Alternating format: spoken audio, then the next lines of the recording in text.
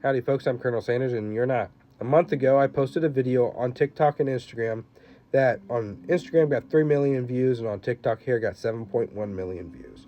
First off, thank you to everybody that has paid attention to those videos, not just the recipe that I posted in it, but the story behind it.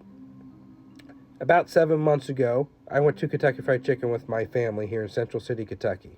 We were served slop food and had poor service.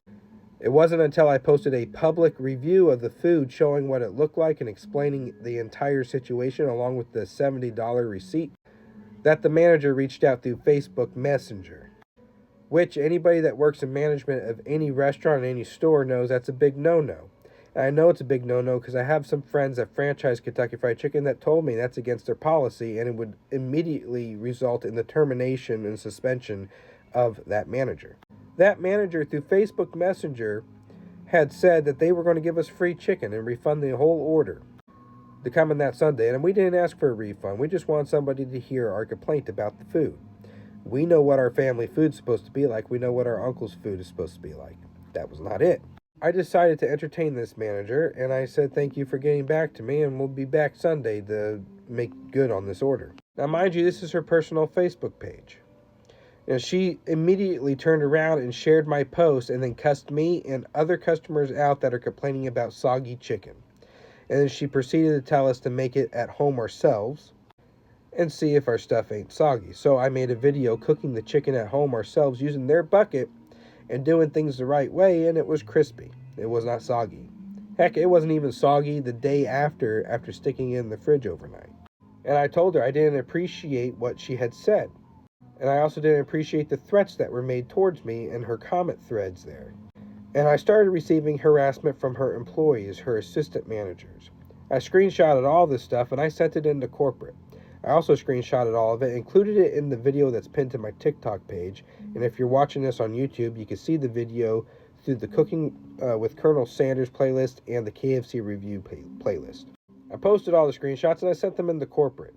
Corporate asked for more information, and then it was just ignored. I called 3 months later, and I got a guy that just told me that they couldn't do anything about it because it's a franchised restaurant, which Value Food Services with CEO John Blob out of New York is who owns that franchise.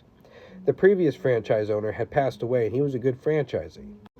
These new young guys came in and bought it out, and they just suck.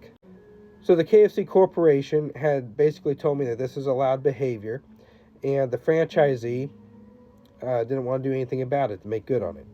So I have been publicly talking about that until something was done about it, and what KFC's response was to block me. They also blocked me on social media for calling out their recent marketing campaign. They were quite literally sitting in the office saying, "What if we just made the Colonel hot?" And they were chanting, "Make him hot," like he's some fake mascot or object that they own in the sense of not being real. And I said that's wrong. I gave them a lot of opportunities to work with the Sanders family again. They used to. 1980 to 1989, after Uncle Harley died, my Uncle James Sanders, he was the mascot. He was the spokesperson. He was the main man for the company. He died in 1989. After that, the Sanders family was basically booted out.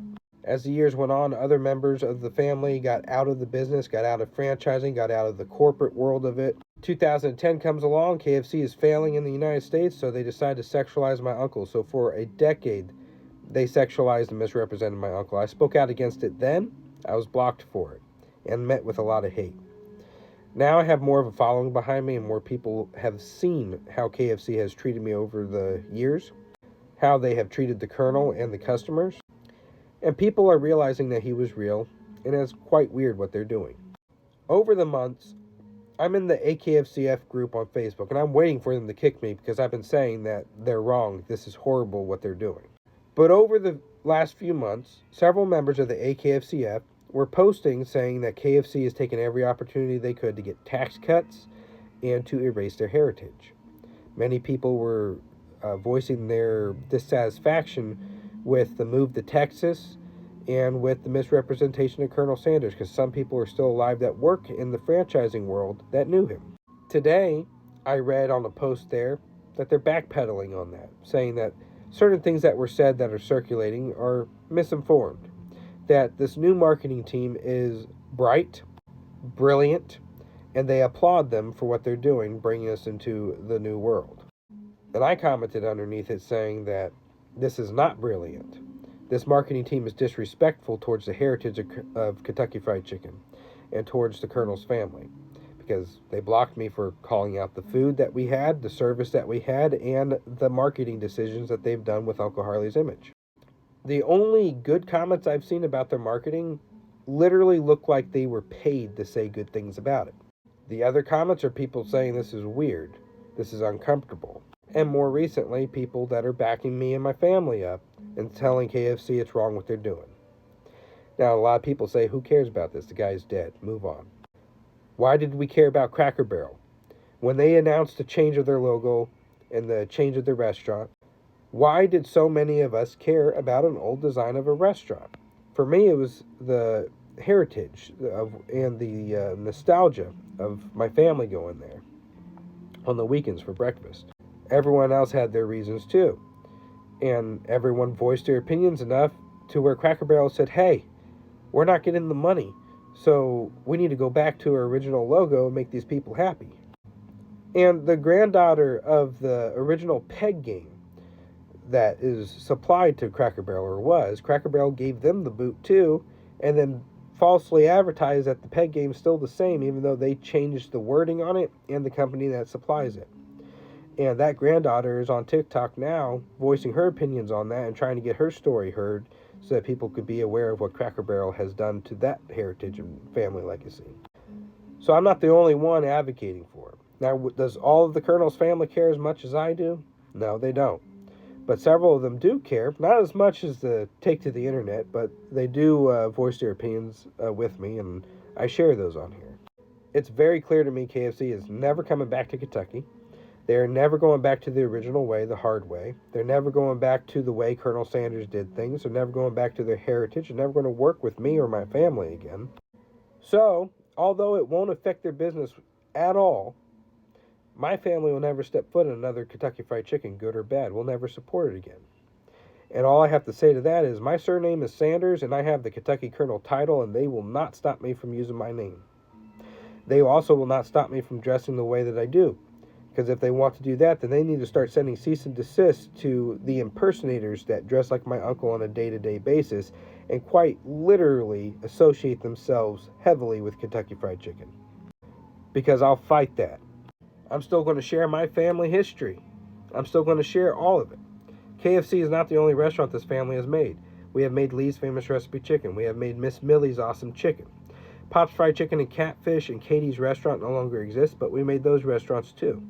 My great-grandpa Charles Sanders had a restaurant in Katie's, Kentucky. It was a mom-and-pop shop buffet.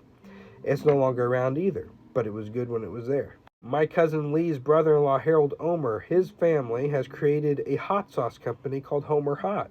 That's still owned by the family. Might be time for me to jump into the tradition of making my own restaurant or something like that. When my family owned these restaurants, our goal was to serve the best food possible to the public along with the best service possible. Today, they only care about your money. They don't care about the quality of the food or if you're happy or not. They proved that by sucking $70 out of my family, giving us slop food and not doing a darn thing to fix it. And I heard many complaints similar. Many have asked me, what do you think about KFC Canada going fully Muslim with their food? And to that, I say, I'm a Christian. I'm not Muslim. I never will be Muslim. Kentucky Fried Chicken don't care if you're Muslim. They don't care if you're Jewish. They don't care if you're Christian. They don't care what religion or race you are. They may change certain policies to try to appeal to you, but that's just to suck as much money as possible out of you. They don't care about you or what you believe in, how you feel. They care about the money. If everyone put the same amount of energy as they did into the Cracker Barrel into preserving the legacy and heritage of Kentucky Fried Chicken, then my goal of seeing Uncle Harley respected by the brand would be achieved. But they have normalized turning him into a complete joke in this generation. I'm very disappointed.